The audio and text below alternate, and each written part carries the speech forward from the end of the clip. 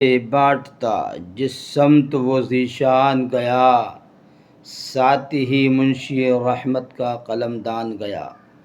اس شعر کا مفہوم یہ امام اہل سنت کہتے ہیں، اے ہمارے عظمت و شان والے آقا، رحمت و نور برکت والے آقا، آپ جس طرف چل دیے، جس جانب کو آپ چل پڑے، رحمت کا لکھنے والا فرشتہ اپنا قلمدان لے کر آپ کے ساتھ ہو لیا، کیونکہ نہ جانے کس جگہ آپ کتنی ہمیں لکھنے کا آرڈر فرماتے ہیں، کیونکہ حضور اقدس سید عالم صلی اللہ تعالیٰ علیہ وآلہ وسلم اللہ کی رحمت کے خزانوں کے تقسیم فرمانے والے ہیں۔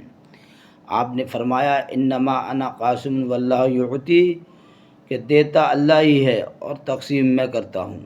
جسے کائنات میں جو کچھ ملتا ہے وہ اللہ کی عطا سے ملتا ہے، دینے والے مصطفیٰ جان رحمت صلی اللہ تعالیٰ علیہ وسلم ہیں۔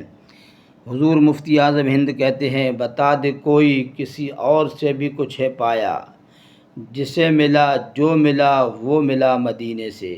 امام اہل سنت ایک جگہ ارشاد فرماتے ہیں، لا ورب العرش، جس کو جو ملا ان سے ملا، بڑھتی ہے کونین میں نعمت رسول اللہ کی۔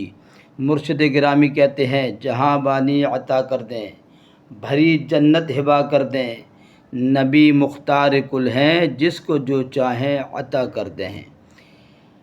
حضور پاک صلی اللہ علیہ وسلم اللہ کے خزانوں کو تقسیم فرمانے والے ہیں۔ یہاں کسی خاص نعمت کا ذکر نہیں، بلکہ جسے جو ملتا ہے ساری نعمتیں حضور ہی تقسیم فرماتے ہیں۔ تمام علماء و محققین یہی لکھتے آئے ہیں کہ ہمارے آقا کریم صلی اللہ علیہ وسلم اللہ کی نعمتوں کو تقسیم فرمانے والے ہیں۔ حضور نے کیا ہی صحابہ اکرام کو جنت کی عنایت کر دی، کیا ہی خوش نصیبوں کو جنت کی بشارت دے دی۔ حضرت قتادہ کو آنکھ عطا فرما دی۔ بارگاہ مصطفیٰ سے کوئی ایمان کی دولت سے مشرف ہو رہا ہے، کوئی ہدایت یافتہ ہو رہا ہے۔ حضور پاک صلی اللہ تعالیٰ علیہ وسلم کو اللہ نے اختیار دیا ہے، جسے جو چاہیں عطا فرما دیں۔ حضور قانون ساز ہیں۔ حارث بن اسامہ بن نعمان بن بشیر رضی اللہ تعالیٰ عنہم سے روایت ہے کہ سید عالم صلی اللہ تعالیٰ علیہ وسلم نے ایک اعرابی سے گھوڑا خریدا اور وہ بیچ کر مکر گیا، پھر گیا اور گواہ مانگا۔ جو مسلمان آتا اعرابی کو جھڑکتا کہ خرابی ہو تیرے لیے، رسول اللہ صلی اللہ تعالی وسلم حق کے سوا کیا فرمائیں گے۔ اتنے میں خزامہ بن ثابت رضی اللہ تعالیٰ عنہ حاضر بارگاہ ہوئے، گفتگو سن کر عرض کیا کہ میں گواہی دیتا ہوں کہ تو نے حضور اقدس سید عالم صلی اللہ تعالی وسلم کے ہاتھ گھوڑا بیچا ہے۔ رسول اللہ صلی اللہ علیہ وسلم نے ارشاد فرمایا، تم موجود تو تھے نہیں، تم نے گواہی کیسے دی؟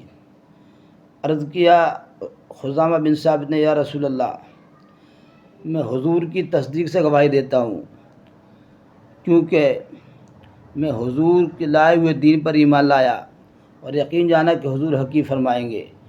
میں نے فرشتوں کو نہیں دیکھا ہے، آپ نے فرمایا فرشتے ہیں، میں نے مان لیا کہ فرشتے ہیں۔ میں نے قبر کے حالات کو نہیں جانا، آپ نے ارشاد فرمایا قبر میں ایسا ایسا ہوتا ہے، میں نے مان لیا ایسا ایسا ہوتا ہے۔ مجھے نہیں معلوم قیامت آئے گی یا نہیں آئے گی، آپ نے ارشاد فرمایا قیامت آئے گی، میں نے مان لیا ہے۔ مجھے نہیں معلوم پروردگار ہے نہیں، آپ نے فرمایا خدا ایک ہے، میں نے مان لیا ہے خدا ایک ہے۔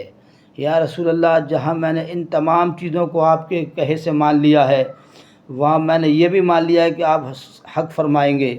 آپ نے گھوڑا خریدا ہے۔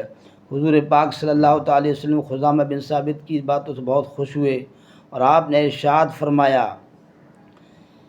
فرمایا کہ ان کی گواہی دو مردوں کی شہادت کے برابر ہے۔ فرمایا خزامہ جس کسی نفع ضرر کی گواہی دیں، یہ ایک شہادت کی دو گواہوں کے برابر مانی جائے گی۔